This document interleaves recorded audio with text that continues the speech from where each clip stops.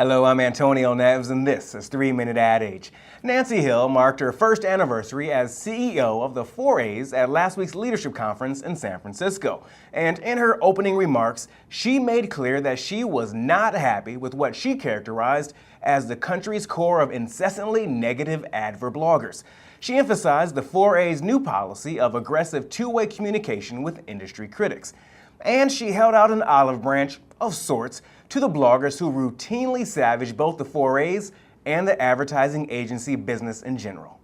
And from industry critics, I've welcomed the chance to provide clarity and perspective on the real business issues that we face.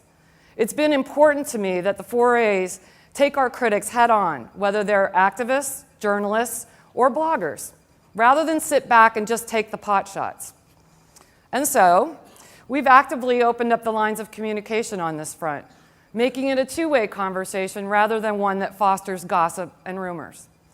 So, to the incessantly negative adverbloggers out there, both anonymous and named, I realize it's not your job, it is your job to rattle the cage a bit, well-intentioned or not.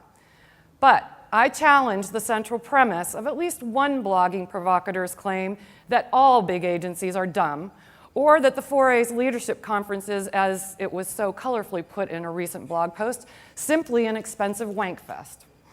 In fact, I'd like to personally invite any skeptics in the blogosphere to next year's 4A's leadership conference.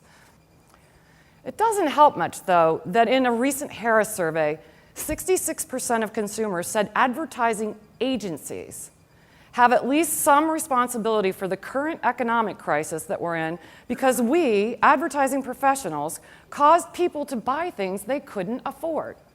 Not financial institutions, not mortgage brokers, not the US government, not even themselves. Advertising agencies bear the blame for the fiscal crisis because of advertising. Now imagine that.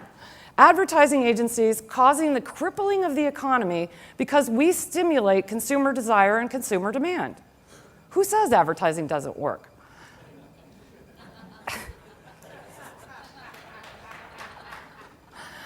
It would be almost laughable if it weren't so seriously disappointing that the common perception of our business in the United States continues to be so negative for so many people. And that's it for this 3-Minute Ad Age. Thanks for being with us. I'm Antonio Neves at Advertising Age in New York.